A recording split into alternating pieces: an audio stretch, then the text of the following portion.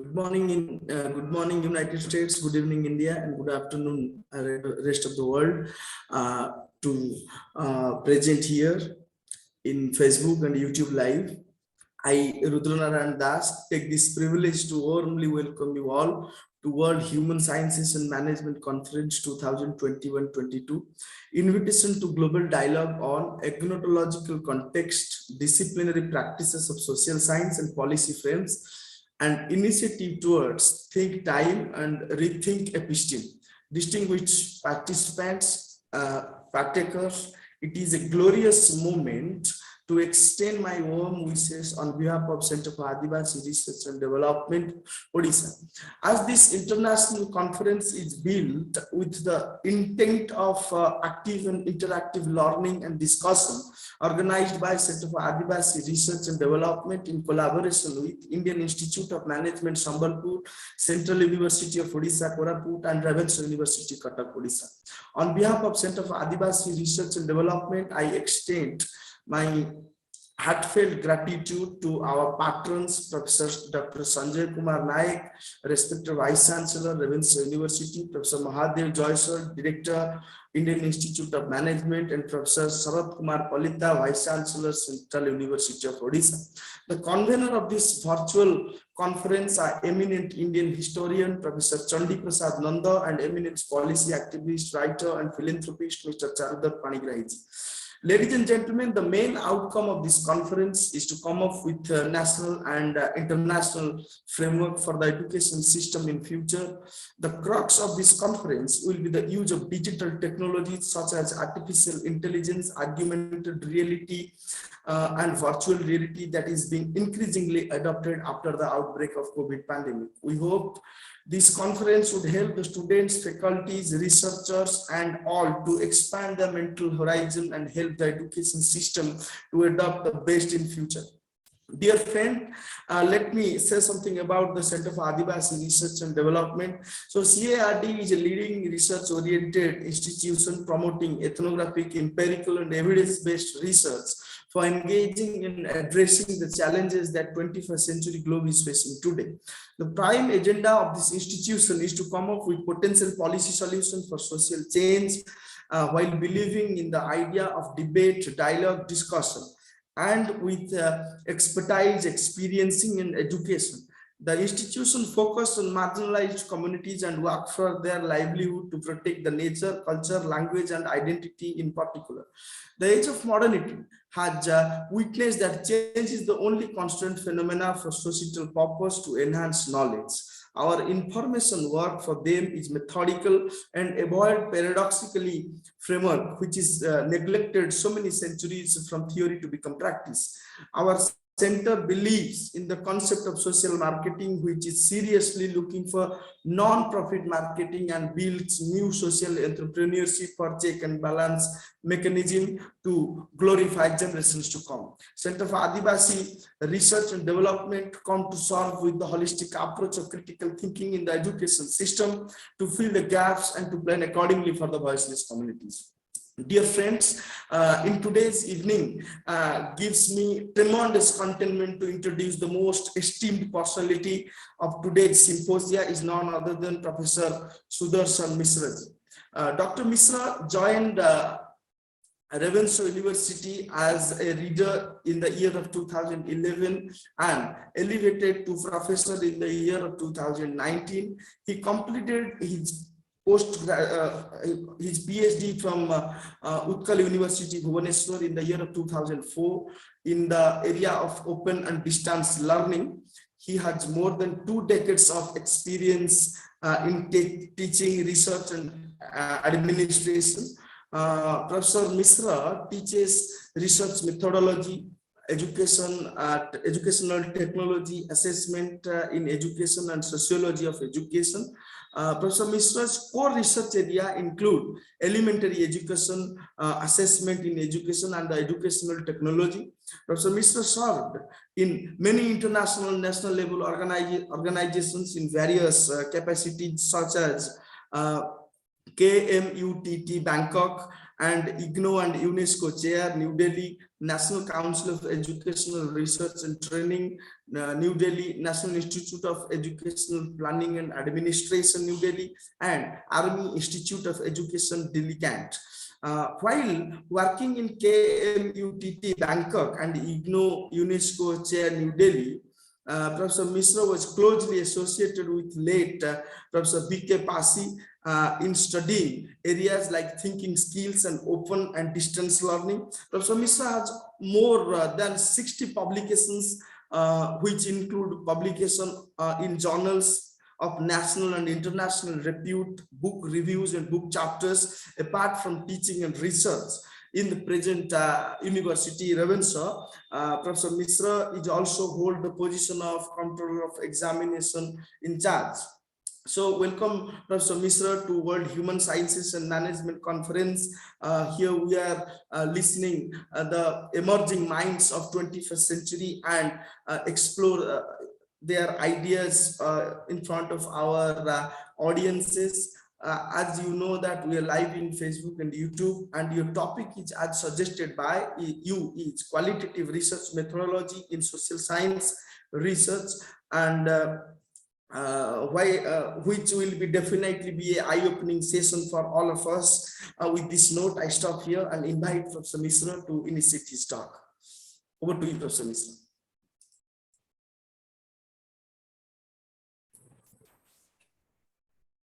Thank you, Dr. Rudranath Das. I am indeed grateful to the organizer, particularly Dr. Vikram Jaina and Dr. Rudranath Das, from Center of Advanced Research and Development at, kindly wait for a minute.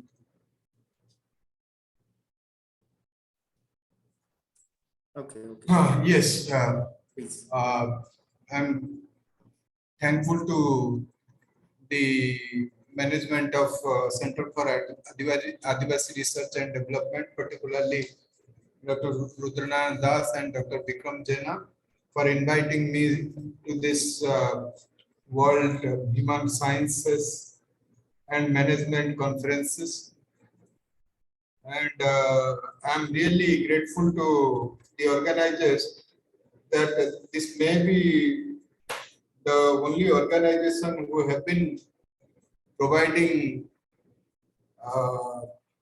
seminars, conferences, organizing conferences, maybe after pandemic, maybe more than 2 years. It's really, I know what a difficult task even to organize a 3-day webinar, and you are conducting this program. You have been conducting this program for last 2 years.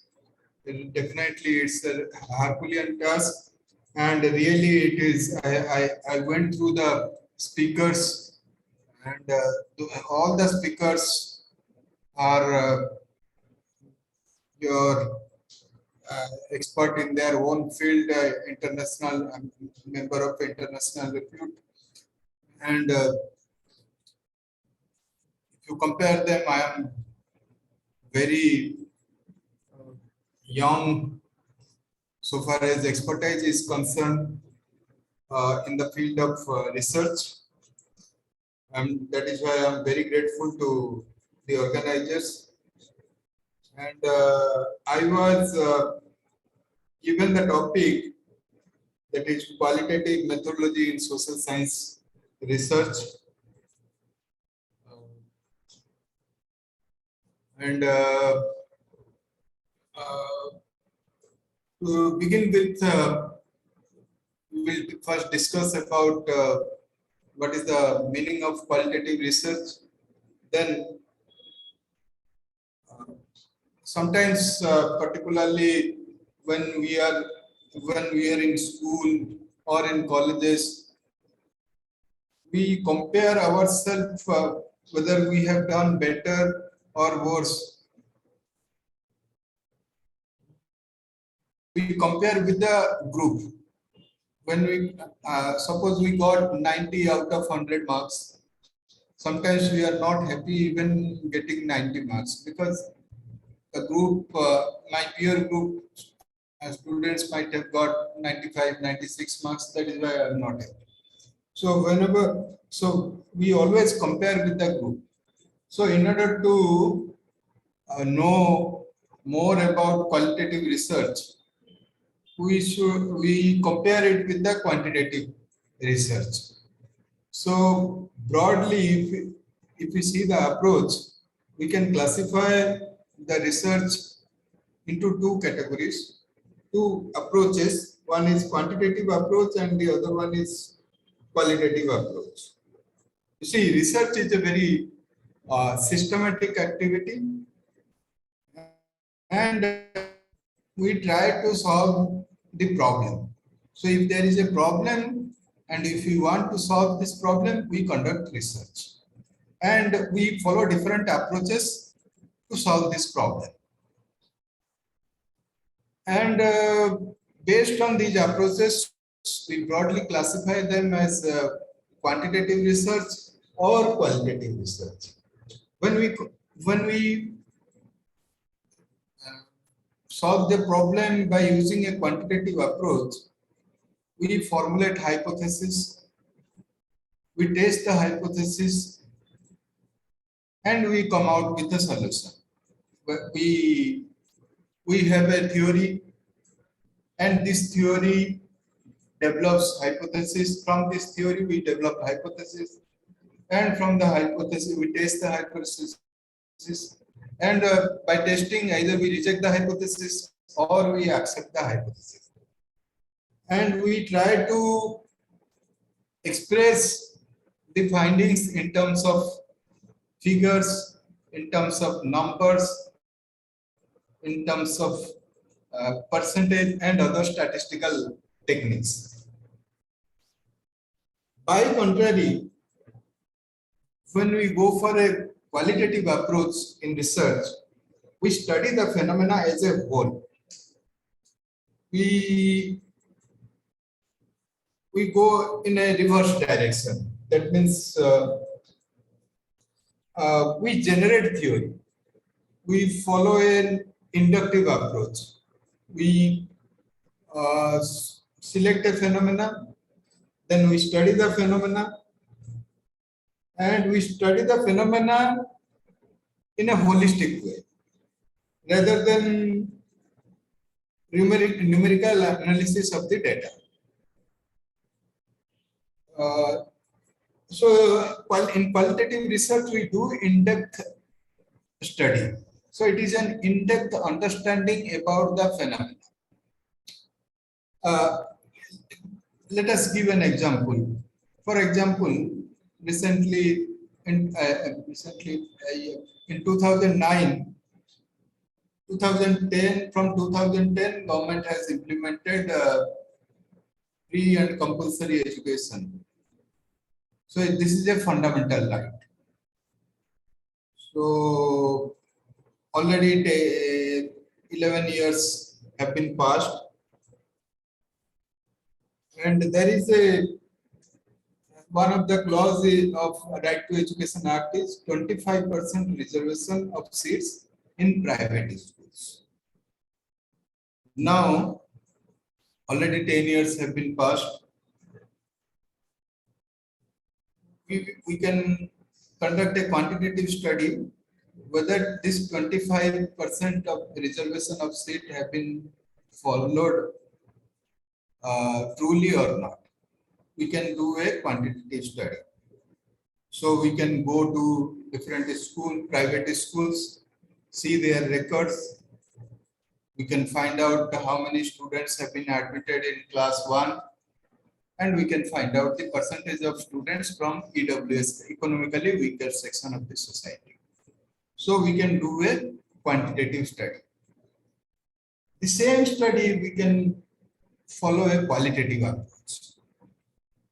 So what we can do, we can find out the perception of the children, those who are admitted in these private schools. perception about the academic environment in the school. Because you see, 75% of children are from well-to-do family, and these 25% are from EWS category. So, what is the perception of these children about the schooling, about the schooling system, about the academic climate, about the teachers, whether they are being given attention or not? So this cannot be possible if we follow a quantitative approach. There we have to follow a qualitative approach, because we want to study the perception of children.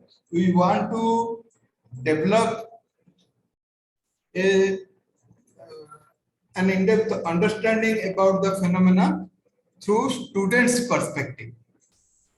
So there we will go for a qualitative study. So if we compare between qualitative and quantitative study, because if we compare, then only we can know what qualitative research is. In quantitative research, if we see from the approach we follow, in quantitative research, the aims, methods are same both in social science and natural sciences. We follow the methods of natural sciences in social sciences. Contrary to this, qualitative approach says the methods of social science is different from the methods of natural sciences. Methods of social science like history, geography, pol science, education is different from the methods followed in physics, chemistry, biology.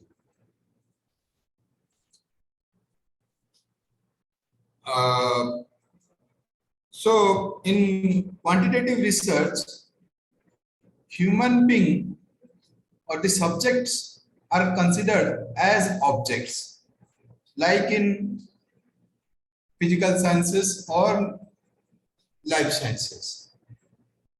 But in social sciences, individuals are considered as a human being, as a social being. So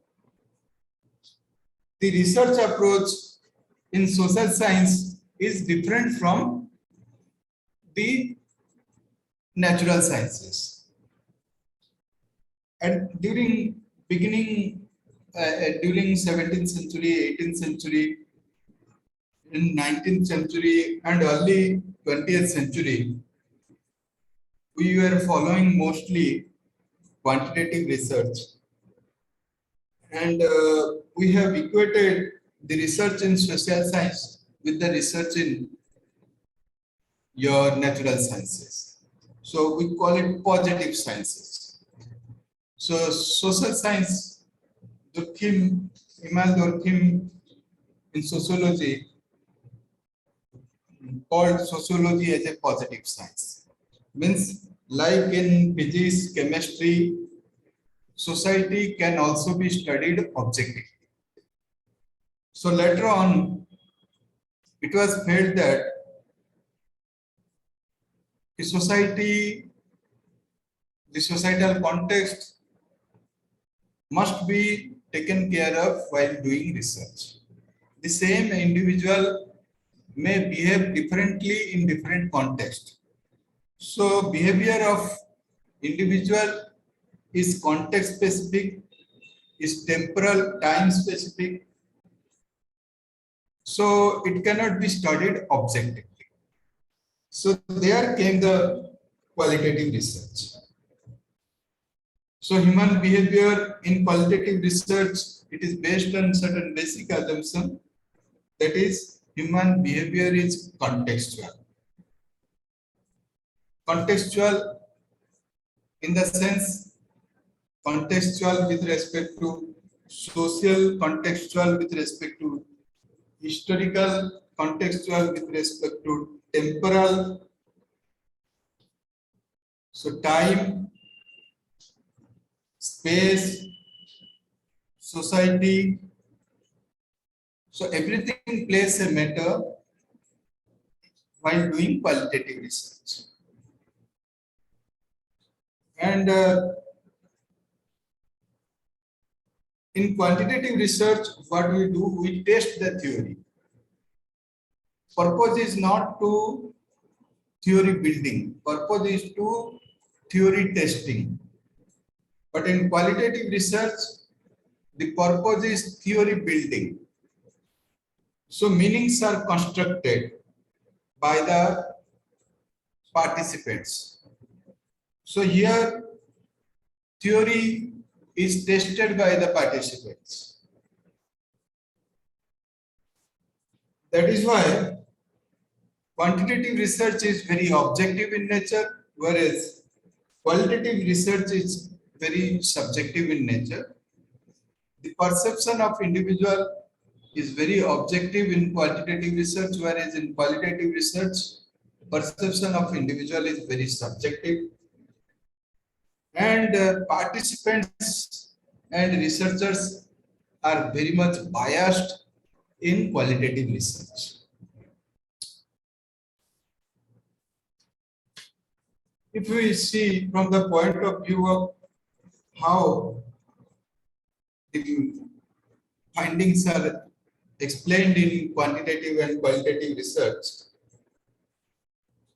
quantitative research is mostly depends on hypothetical deductive approach. It is in a quantitative research, there is a theory. We don't question whether the theory is correct or wrong. What we do, from the theory, we generate hypotheses. Then we test those hypotheses. After testing, either we reject the hypothesis or we accept the hypothesis. And from this, we generalize. Whatever findings we got, we generalize it to the whole population. We have findings we got the findings by taking a sample, and these findings we can extend it to the population. Mostly we use random sampling, particularly we use probability sampling. Whereas in qualitative research, what we do, we portray the complex pattern, what is being studied, in sufficient depth. So in-depth study of the phenomena is the primary purpose of qualitative research. So when we develop the pattern, it leads to development of a theory. If we see the method, quantitative research is basically empirical in nature. We use a statistical technique, both descriptive and inferential statistics are used in quantitative research.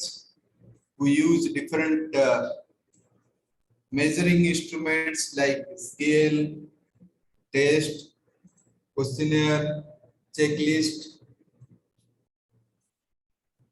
And as I told earlier, we also you select the sample by using probability sampling technique. Whereas in qualitative research, which is more of naturalistic in nature, which is more of emergent in nature, and it is more of field-based, particularly in social sciences, we conduct field-based research. And emergent means theory emerged from the field. Naturalistic In the sense, we conduct this research in a natural setting without any manipulation. And the primary instrument for data collection is the researcher himself or herself. We also use techniques like observation, interview, and open-ended questionnaire for data collection. And we use non-random, non-probability sampling in qualitative research.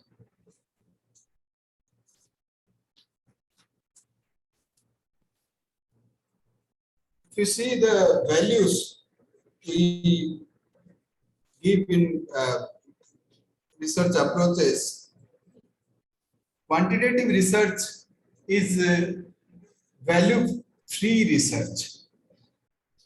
That means we assume that the researcher is unbiased. Researcher's own feelings, own thoughts has nothing to do in the research process. So researchers hardly interfere into the research process. So he or she tries to isolate or remove himself from the research process. He tries to remove the subjective elements from the research process. Whereas for example, in an experimental research, researchers tries to avoid or eliminate the subjective biases by controlling the extraneous variables. And in qualitative research, we cannot isolate the subjective biases. So that is why we call it value-laden research approach, value-bound approach. So in qualitative approach, we are value-bound in selecting the problem. We are value-bound in selecting the method. We are value-bound in developing the tools. We are value-bound in collecting the data. We are value-bound in selecting the data sources, and we are also value-bound in interpreting the result. So that is why qualitative research is more of impressionistic. Means researchers' own biases also help in determining the findings of research.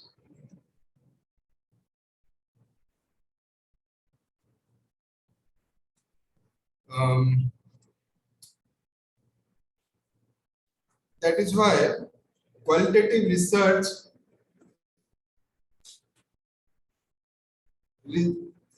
researchers' own sensitivity plays a major role.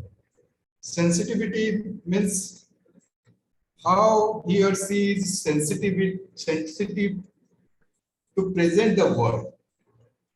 See, this for a quantitative researcher, this world is same for all. For a qualitative researcher, this world is different for different participants. So, to what extent the researcher is sensitive to this world, that will determine the quality of research. So, how the researcher perceives this world will determine the quality of research. So, the researcher looks this world from participants' perspective. So to what extent he is sensitive to this whole world, that will determine how he or she looks the world from participants' perspective.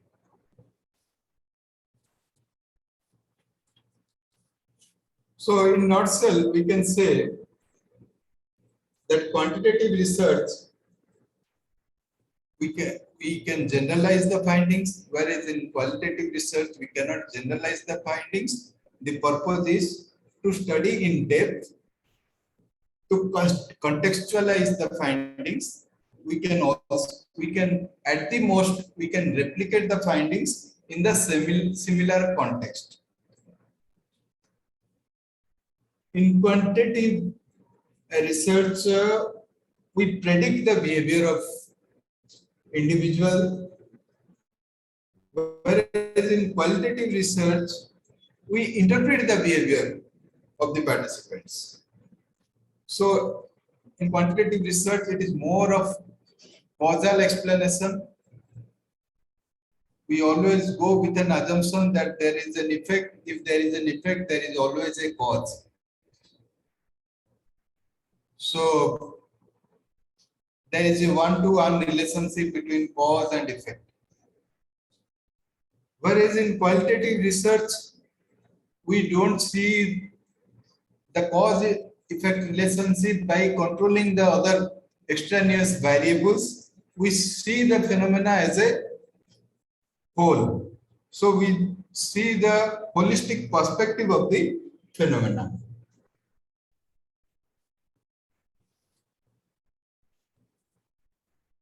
Am I audible? Yes, Yes, yes, sir. Yes. Yeah.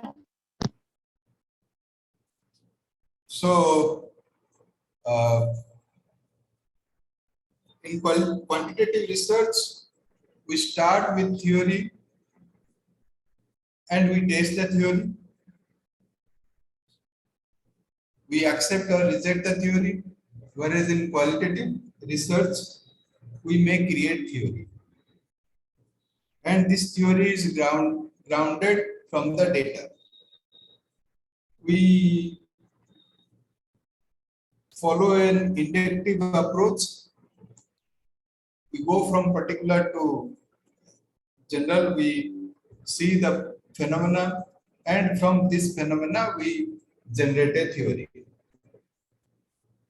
We try to generate a larger pattern.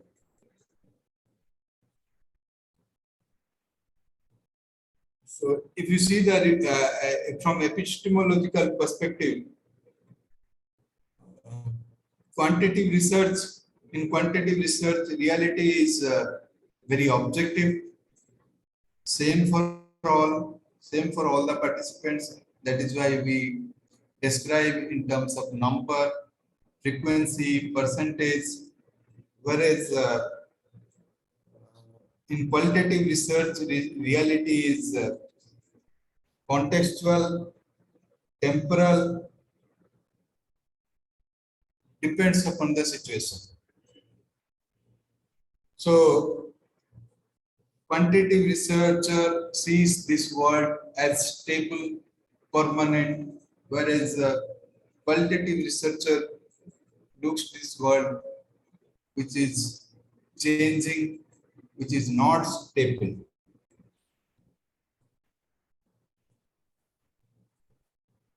So when we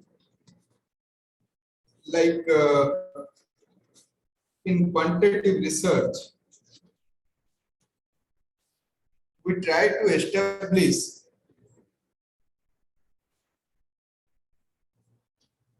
whether the findings, whatever the findings we get, that could be generalized to the population or not in quantitative research. For that, we establish validity, we establish reliability, we see the objectivity, we see the usability.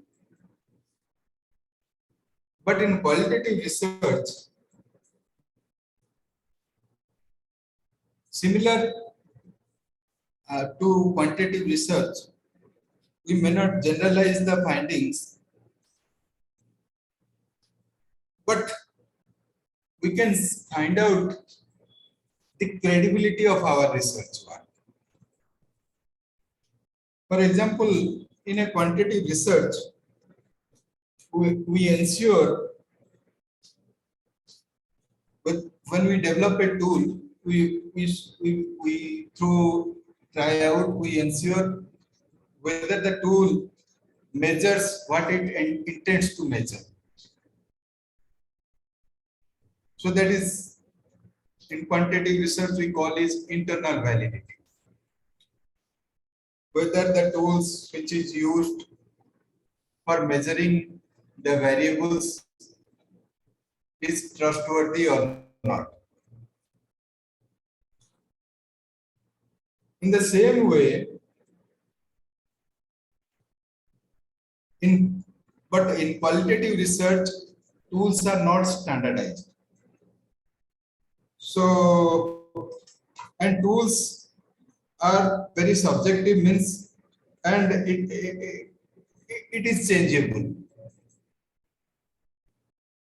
That is why qualitative research is iterative in nature. Iterative in nature means in quantitative research is linear. Linear means first we select the problem, then we formulate the hypothesis, then we test the hypothesis. For testing the hypothesis, we collect the data. For collecting the data, we develop tools. So we develop the tools, then we collect the data, then we test the data, and then we come to a conclusion. And it is not reversible. But qualitative research is reversible in nature. We have a problem which is also very abstract in nature. Then we have certain questions, research questions. With these research questions, we go to the field. We observe the phenomena in the field. We may interact with the participants. We may go with a schedule. So after interviewing with few participants, we felt that these components are missing in my tool. So on second day, I add those components in my tools. Or sometimes we may feel these items are not essential, so we delete those items. So data collection, tool construction goes on simultaneously. Similarly, when we collect the data, we prepare field notes, then in the evening we analyze the data, then we felt that these things are missing.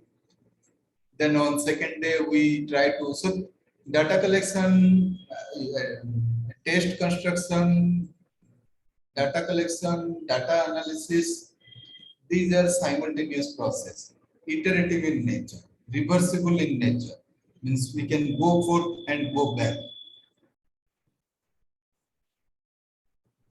When we establish credibility of qualitative research, like internal validity in quantitative research, how do we establish credibility? In quantitative research, we establish credibility by standardizing the tools. But in qualitative research, we cannot standardize the tools because preparation, development of tools is a continuous process till the end of the research, till the end of collection of data. So how can we increase the credibility of qualitative research? By preparing well-defined research questions, what we intend to do in the field. So your research questions should be well-defined.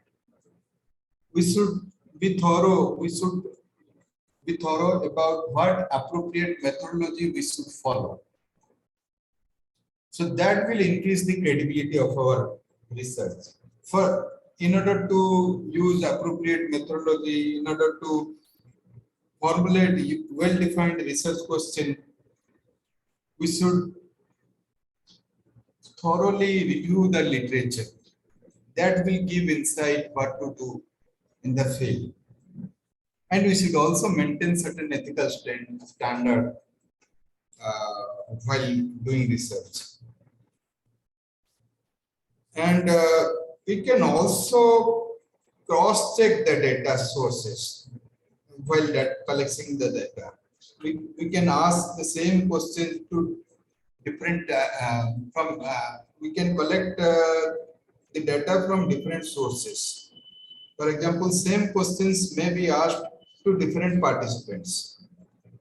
We may ask the same question to both teachers and students. That will increase the credibility. In qualitative research, we call it triangulation. So triangulation will increase your credibility of qualitative research.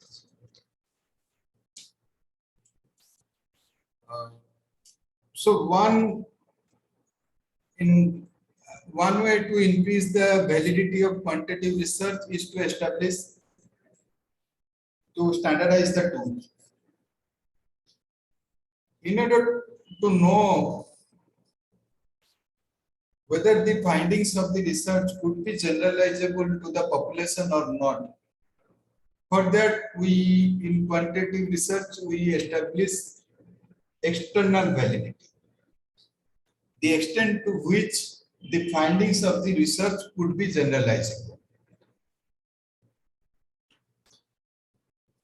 But since in qualitative research we cannot generalize the findings, but at least the findings should be applicable in similar context. For example, if we have studied the EWS category children in one of the KVs in Bhubaneswar, at least it should be applicable to other KVs of Bhubaneswar. So that is, your findings should be applicable in the similar context. So in qualitative research, instead of going for external validity, we can transfer our findings to similar context. So this is called transferability. So if contexts are different, we cannot generalize. But if contexts are same, we can generalize. So transferability to the similar context.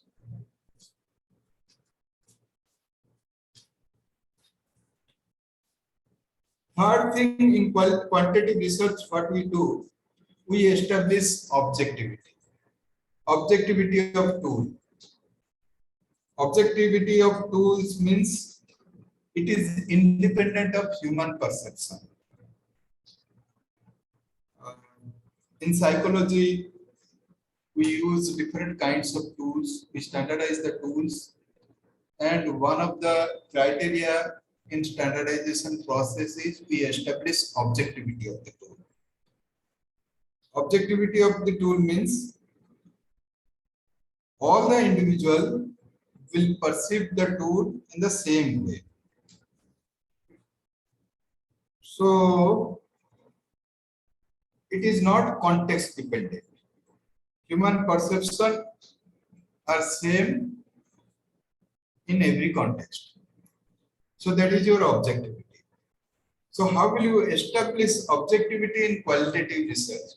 We cannot establish objectivity in qualitative research, but similar to objectivity, we can find out conformability in qualitative research.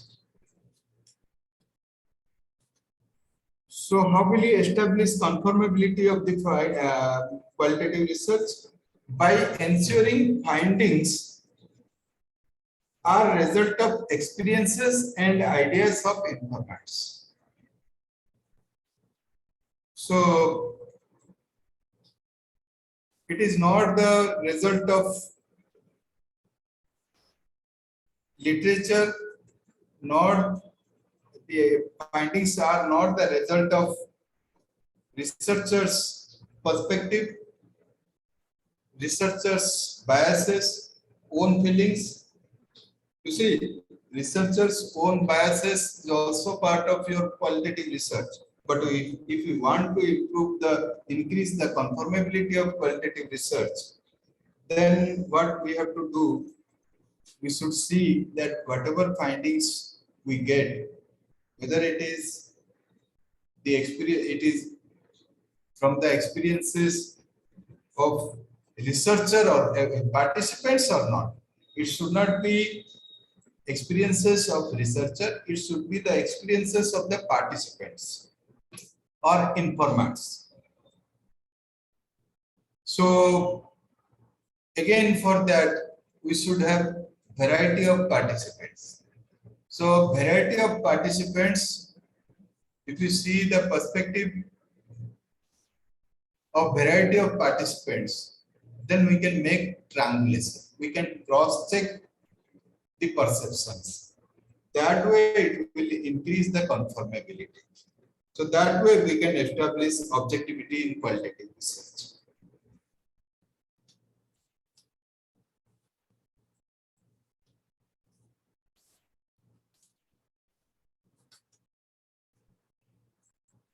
Then fourth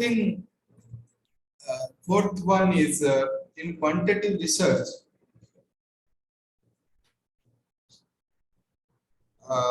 We also see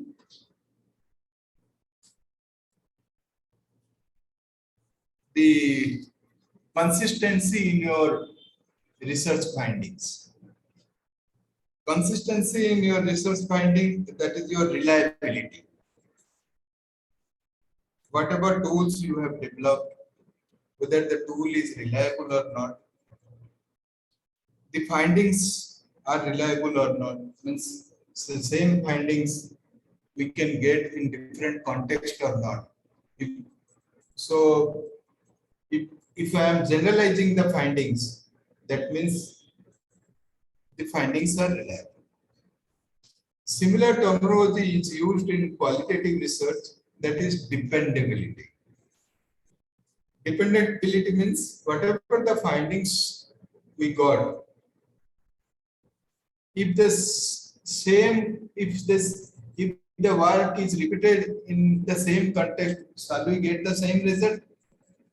If you are getting the same result, then we can establish dependability. So we can establish dependability in qualitative research like we establish reliability in quantitative research by repeating the work in similar context. So field may be different, but context may be same. So if you are getting the same findings, we can say that dependability is established. So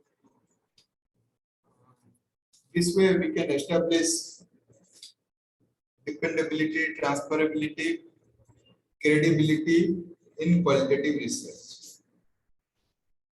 And there are varieties of qualitative research like quantitative research. We have also multiple perspective in qualitative research, and we will discuss some of the basic types of qualitative research. The first one is basic interpretative study. Basic interpretative study. It is a descriptive account to understand a phenomena using data collected in a variety of ways. So here we give a description about the phenomena by collecting data through various ways, through observation, through interview, through document analysis. in order to understand the world or experiences of another. So when we are trying to understand the phenomena by collecting data by using variety of tools, the study is your interpretative study. Let us take an example.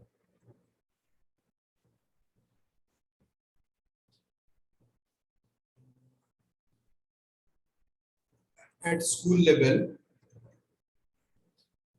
curriculum is constructed. We can have a study. What is the role of teachers in curriculum construction? Role of teachers in curriculum construction. So we can take perception of teachers about their role in curriculum construction. So whether the teacher is like a salesman as told by Ivan Illich in selling the curriculum prepared by the ruling class, or they are actually involved in the preparation of curriculum. So for that you can use variety of tools. You can conduct interview with teachers. You can observe their classroom processes, observe the school processes. Then you can also have discussion with a group of teachers. So that will give you an idea about understanding the phenomena of curriculum construction and the role of teachers in preparation of curriculum, in the construction of curriculum.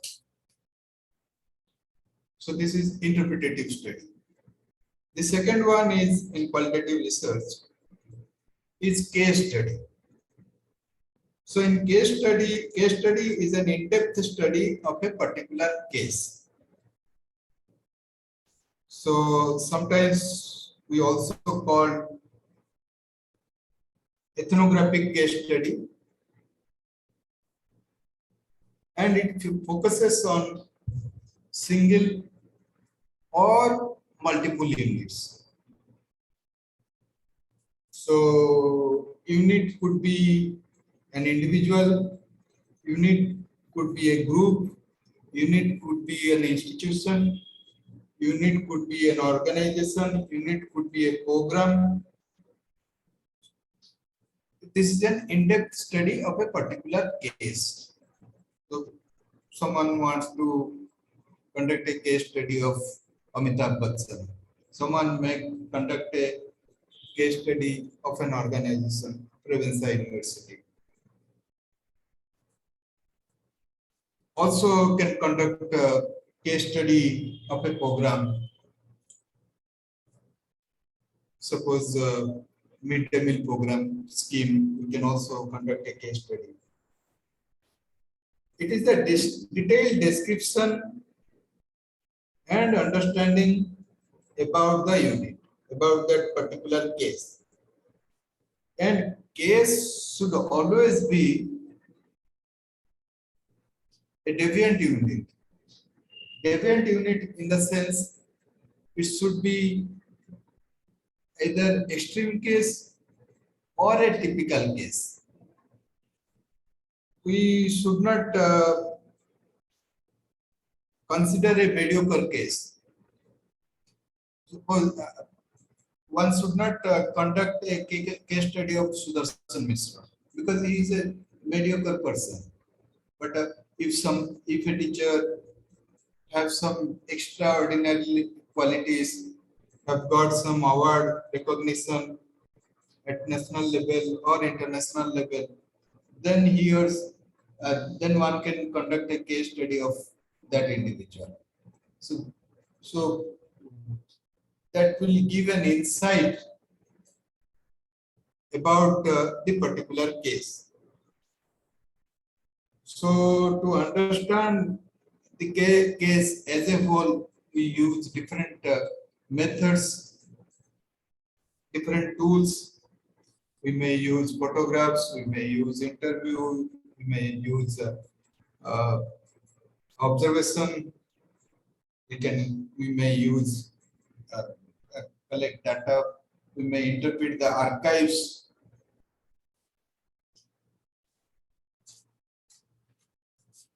The third type of qualitative research is document analysis or content analysis, also we call it technically. Documentary analysis or content analysis.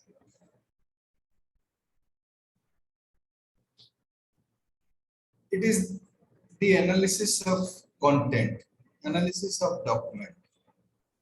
Document could be print, document could be audio, video materials,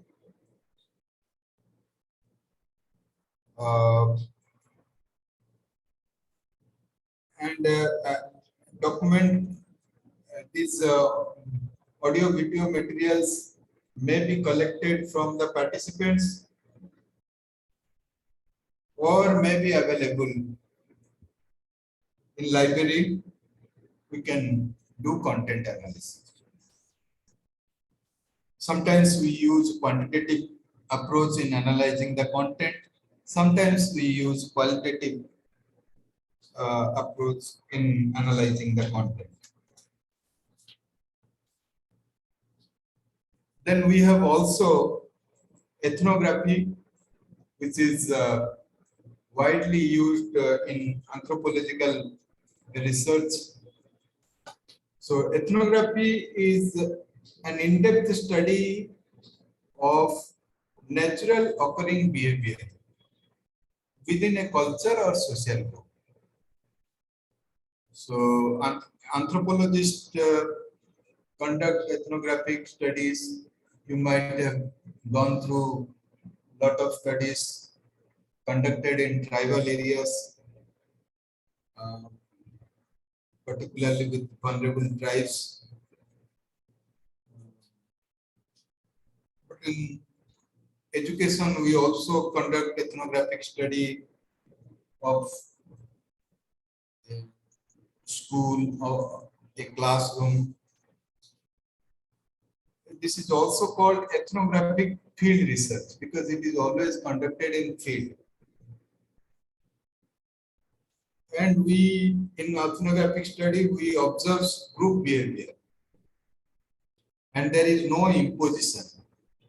Either we act as a participant or we act as an observer in conducting an ethnographic study without any imposition. Variety of data gathering procedures are followed, such as prolonged observation. Over a period of time, we observe the group. We also interview the members of the group. We study the documents related to the culture, tradition of that group. We also study their artifacts, the objects they are using. And as like other qualitative research, the interpretation of ethnographic study is also contextual. I suggest there is a classic study by Meenakshi Thapan. She had conducted a case study, ethnographic case study of J. Krishnamurti Foundation School in Andhra Pradesh. The book name is Life at School. There is another study by Anjum Sibia. Title of the book is Life at Mirambika. A very good example of ethnographic case study used in educational context. Then we have one more qualitative research, that is grounded theory. As the name suggests, Grounded theory means theory is grounded in data. We develop a theory based on data, and data is collected from the field. So based on data, we develop a theory. So experiences of the participants through the data are analyzed to develop a theory.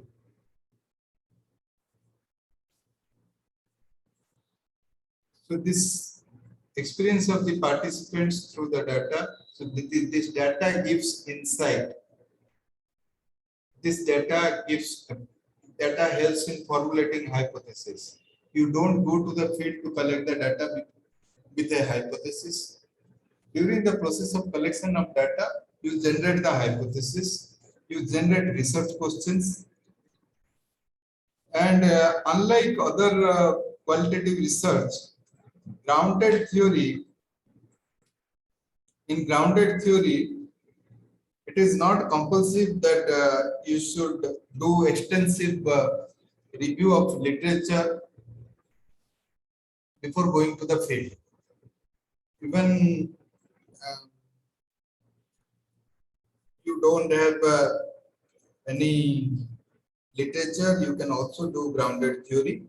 You go to the field, you collect the data, from the data you formulate hypothesis, you formulate research questions, and you analyze the data, you come to a conclusion, then you go for literature. From the conclusion, you go to the literature, then you compare your findings with the existing literature, you refine your findings and develop the theory. So this is the purpose of grounded theory research. So since grounded theory, your theory, you build a theory on the basis of the data you collect. The purpose of conducting grounded theory is either you don't have a theory, the problem you select may not have a theory, so there you can go for grounded theory, or you may not be satisfied with the existing theory, there also you may go for grounded theory.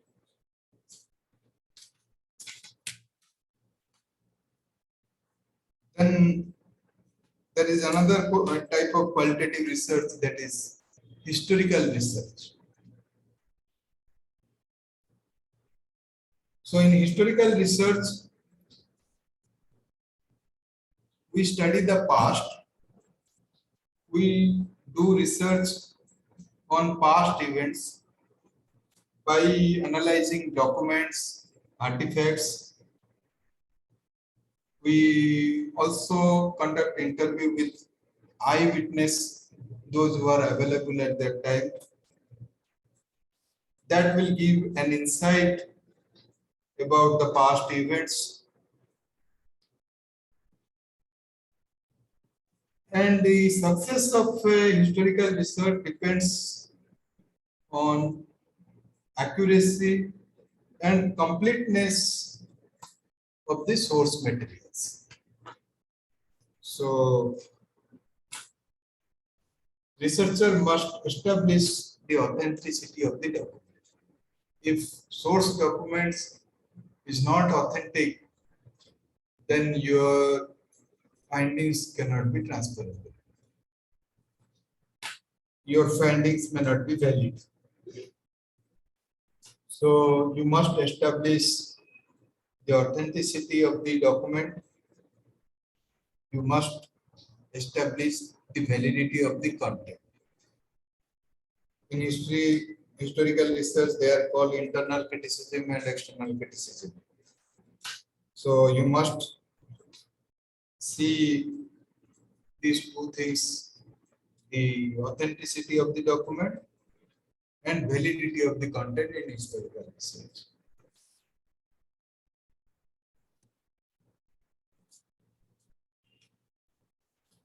Then there is another kind of qualitative research, that is naturalistic inquiry, narrative inquiry. In narrative inquiry, we try to examine stories told by the participants, by the people, story of their life. It is not a story about their real lives. And we co-construct. Co-construct means we ask the participant to narrate a story, we write the story, then we show the participant the narration we have written, then the participants will give his or her own comments, then you rectify, you again modify the story. So that is why it is co-constructed with the help of the participants. So this is what narrative analysis. Researcher and storyteller both have equal voice in determining the meanings attributed to the experiences. For example,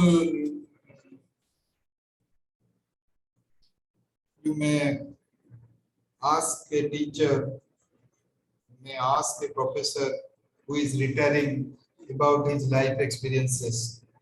So he or she may narrate his or her life experiences. You will analyze the life experience of the narrator. Then you will, with the help of the narrator, you will analyze the story, the narration, and this process is your narrative analysis. And the last one is your phenomenological studies. And this is rooted within assumptions I told earlier. Realities are multiple, and multiple realities are rooted in subject's perspective, because perspective of participants are different. So that is why the reality is multiple. So when phenomenological studies, we develop theory based on experiences of the participants, multiple experiences of the participants, and experiences has different meanings for each person. We can conduct interview, we can through the interview we collect data from the participants, and participants has different perspective. We explore the multiple perspective from subjects perspective, their thoughts, feelings. For example, what is the experiences of beginning teachers, those who are joining in schools recently? We can conduct a study, what is their experiences with the school, with the management, with the school environment. That way we can conduct a phenomenological study. It is always studied from pupils' experiences. So this is all about my presentation. Let me recapitulate what we have discussed at the beginning. We tried to define what is qualitative research, then we tried to explain qualitative research by comparing it with quantitative research. Then we tried to establish the validity and reliability, how to establish validity and reliability of qualitative research. And then we have discussed different types of qualitative research. So, thank you. Thank you, directors, Director Guy. Thank you so much, sir, for your very enlightening and wonderful engagement related to social science research and methodology particular. Without wasting much time, I would like to invite Professor Bikram Charandas to go for a quick comment on SARS talk. Yes. Yeah, Namaskar, esteemed Professor Sudarshan Mishra, Yes. dear Director Card, and dear colleagues. Really, we are very much sad about current researches, which face absence of natural and developmental issues. And these researches are more of analytical, descriptive, evaluative studies. And massive qualitative researches, what we dream today, what we talk today, are mere slogans. That's why credibility, implicability, novelty, and transferability are getting lost. A large number of projects and researches are approved without monitoring. Neither we have been in a position to solve the immediate problem, nor have we been in a position to generalize. Hence, my suggestion and observation is research in higher education, particularly in social science or human sciences, needs to be suggestive with relevant implications. Along with scientific realism, there should be focus on phenomenology and construction and interpretative or ethnographic types of qualitative research. I highly appreciate Professor Sudarshan Mishra to for his attempts to throw a bunch of lights, a ray of light on conducting qualitative research, its dimension, procedures, and strategies, and definitely this talk will be appealing and motivating to the audience and the current researchers. Thank you very much giving me this opportunity to share a reflection. Thank you very much. Thank you, sir. Thank you, Professor Das. Thank you so much, sir. Although it's an invitation to Global Dialogue and Mapping Mind series as well, Enter Global now watching you. So it's time to interact with you. So many questions from our participant side and as well from the desk of Director of CAD. Sir, you rightly mentioned about so many theories and practice and related to how the modern research is concerned related to social science. When a researcher went to any field work or practice through their frameworks related to the policy narration, and how could you relate in 21st century's modernity? What about your assumptions related to copy-paste methodology?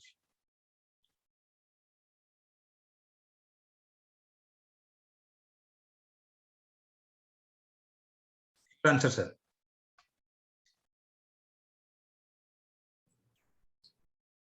You have raised a very pertinent question. You see, in 21st century, when we are moving from global to local and from local to global, our approaches to research must shift from quantitative towards qualitative and then towards mixed method, particularly in social science research. Some of the questions which requires your quantitative approach, some of the questions which requires qualitative approach, and sometimes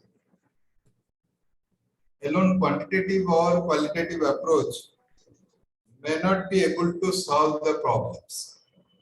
So there we should follow mixed approach by following both quantitative and qualitative approach.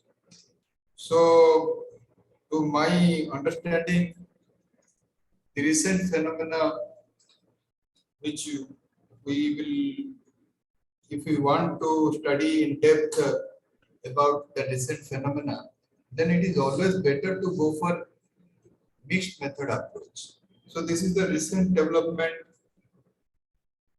and if one is not satisfied with the quantitative approach, findings with the quantitative approach, or the findings with the qualitative research, we should always follow, we should go for mixed method approach. Thank you, sir. Thank you so much. So the second question for you today's night. How do you look when we have 117 number of universities, not less than 130 numbers of national and international reputable institutions? Why we should always depend upon these white universities, so-called white universities? Somebody should always invite from abroad, and he is perhaps one of the greatest mind.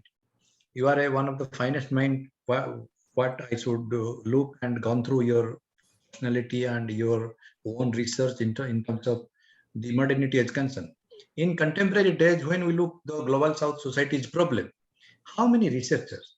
What important researcher or research?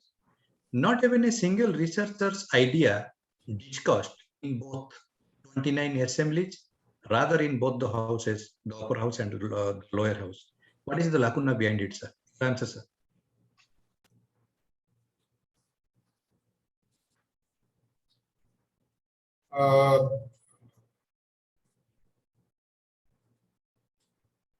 I think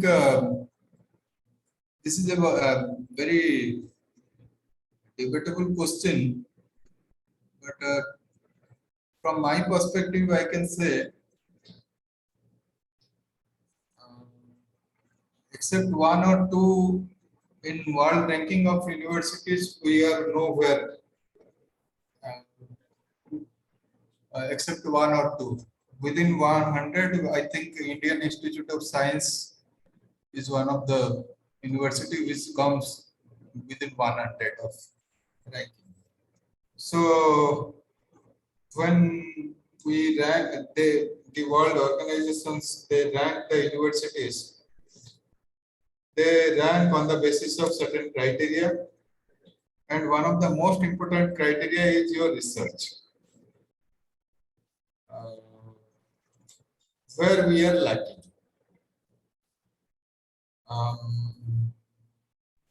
The problem is with we have number of universities. Now it is more than 1,000 universities,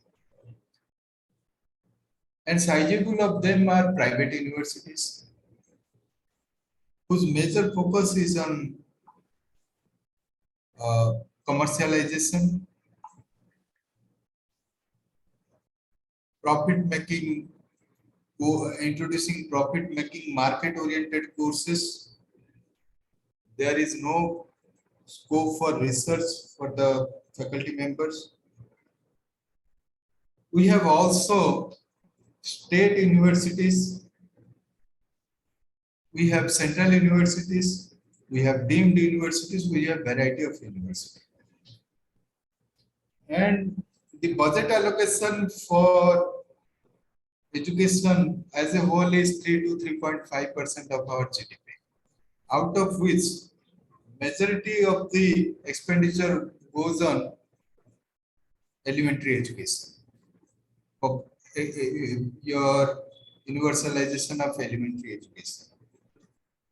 Then sizable goes to universalization of secondary education. And we have meager amount for expenditure in higher education.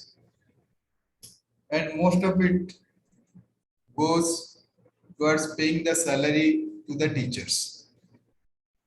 We have hardly any funds for doing research, particularly fundamental research.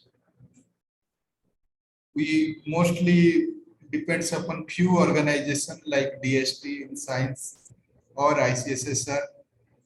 UGC has stopped funding for last 2-3 years.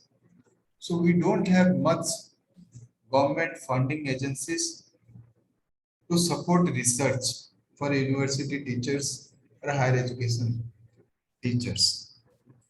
Secondly, like unlike foreign university, we don't have a research culture. We are mostly teaching universities. Majority of our time goes on teaching. We have scarcity of teachers. You know very well Ravenshaw University. After 2014, we didn't have any appointment. Recently, they have started appointment. We have scarcity of teachers. Most of the time, and the situation is same in almost all the state as well as central university. So most often the time goes in teaching. We hardly get any time for doing research. This is except a few universities, established universities. Most of the universities we have resource crunch. We have both human and physical resource crunch. We don't have lab. So this is the problem. That is why we cannot meet to the standard of world-class universities.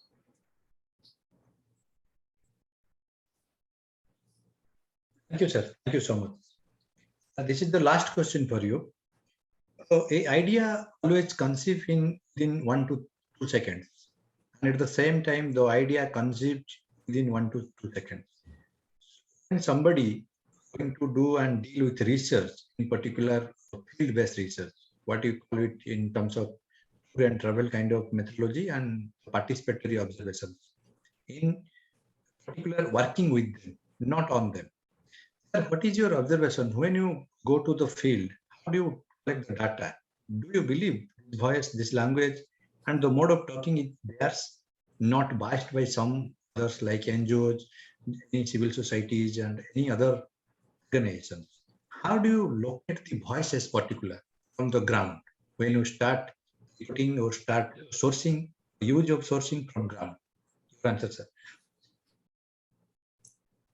Dr. Vikram, can you repeat? I could not listen to you. Okay. Sir, when you go to the collecting the data from field, ground, from participatory observation kind of methodology, you rightly mentioned in your talk related to Yes. simulation theory. How do you look at the voice of this particular content, particular source? It should be biased by any NGOs. It should be biased by the civil society groups. It should be biased by any other organizations. How would you know the voice is very general and very particular? Your answer, sir. No. Well, that is why there is a method called triangulation, where we collect data from multiple sources. We may collect data from NGO, but it depends upon what kind of research we are doing. When we are doing a ethnographic research, we will study in depth about a particular group. There we will not collect data from the NGOs or activists who are working there. We will do research in a natural setting. So we may do triangulation, we may collect data from the participants, but participants in a natural setting. Participants from the field. So there we can also triangulate data collected from various sources by using various tools. For example, we can triangulate the data collected through observation and data collected through interview, we can triangulate. Thank you, sir. Thank you so much. This is Thank the last you. question, perhaps, for your today's night, without wasting much of your time, because I know you are running short of time. Once in your department, right, in education department, you are conducting one research methodology workshop. Then Vice Chancellor Professor Sarangi was giving a lecture on particular the topic of social science research. He said, in social science research, there is nothing to say about puzzle, the assumptions, and the hypothesis, because we are always dealing with the living sources. Our sources are always living and they should talk with us, not like any science orientation kind of research. Those are doing practices and research in labs because the chemicals did not talk to them. Then when we are conducting social science research, how your assumptions and your particular sense of humor, when we collecting data or interpreting data, is it the basic source of dealing with particular data in terms of the digital archive is concerned and the archival sources is concerned, and in terms of the university desk is concerned? Nowadays, the modern theorists, they are working in AC, 24/7 AC rooms. They don't go to the field. They never met any people. They don't ask any kind of serious question to them. But at the end of the day, the research, you rightly mentioned about your talk in UGC's the dealing of funding, and the funding agent not provide funding due to the lapses of research outcomes. What is your suggestion to strengthen our social science research to become very popular and very promising from science domains? Thank you, sir.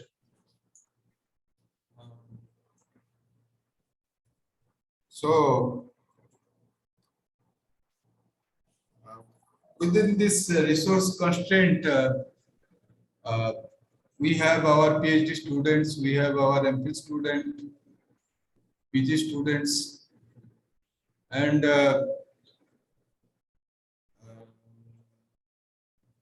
research should focus on, as I told earlier also, okay, we should move from quantitative perspective to qualitative, and from qualitative to mixed method perspective. We should engage our students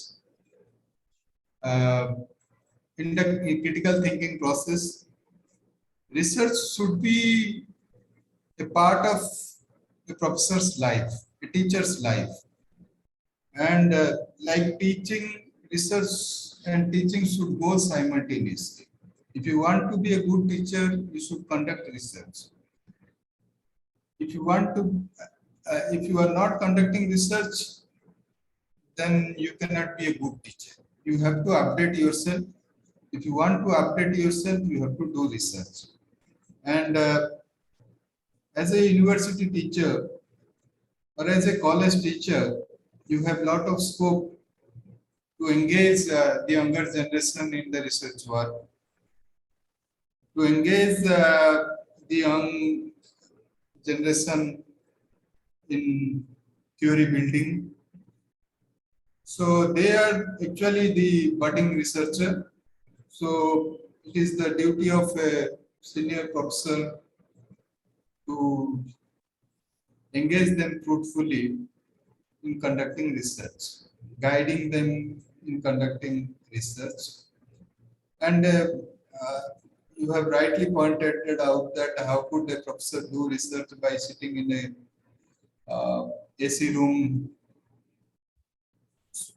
You should go to the field to conduct the research. You should get the first-hand experiences. So, thank you. Thank you. Thank you so much, sir. Thank you for your valuable time, sir. We spent already 91 times with us, sharing your very thought-provoking and very important ideas with us in the domain of knowledge, pedagogical practices, and epistemological constraint, the domain of knowledge. Thank you so much, sir. Thank you. Thank you. Thank you so much to the entire global audience, those are watching us in YouTube and Facebook, and also those are with us in particular the Zoom meeting, and also Before I wind up, I would like to invite Dr. Shravan Bag for a formal vote of thanks. And once again, thank you, Professor Sudarshan Mishra, for your engaging and very important words for social science research. And good night to all, and very good morning to USA. Thank you and good night. Bye-bye. Hello. Hello, Dr. Jaina. Yes, please continue. Yeah, I think sir is there or he has left. Sir is there. Sir is there. Okay, great, great. Thank you so much, Dr. Jaina. And of course, good evening to one and all.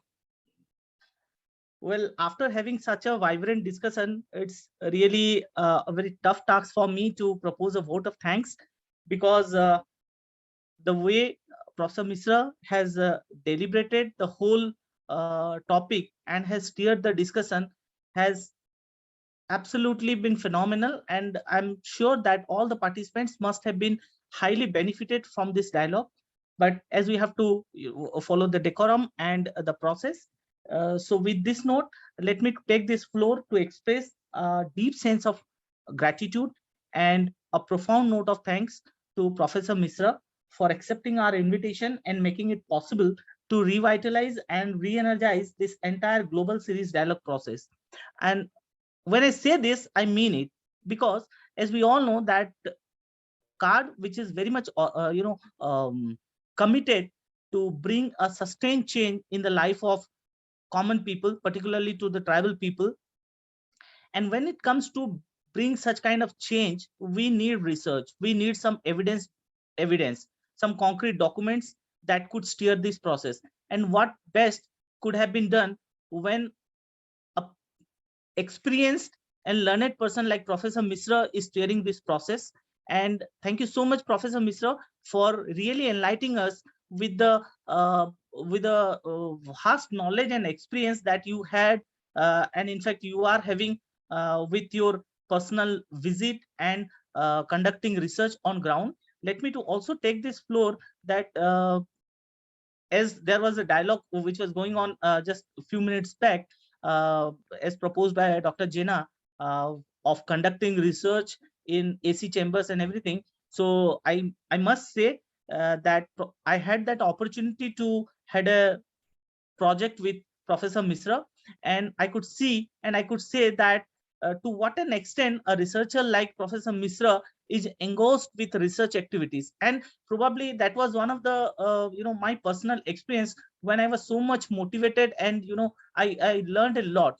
The reason I said this on this platform, because a person cannot speak like Professor Mishra has said, just sitting in AC chambers. He has to go to the field and he has to learn, and then only he can substantiate his dialogue or his statement, which has been very very absolutely clearly and with a deep sense of clarity Professor Mishra has said. And I'm sure many of us who are very much inclined to do quantitative research, which is comparatively easy, have now could realize what makes a difference when we talk about qualitative research.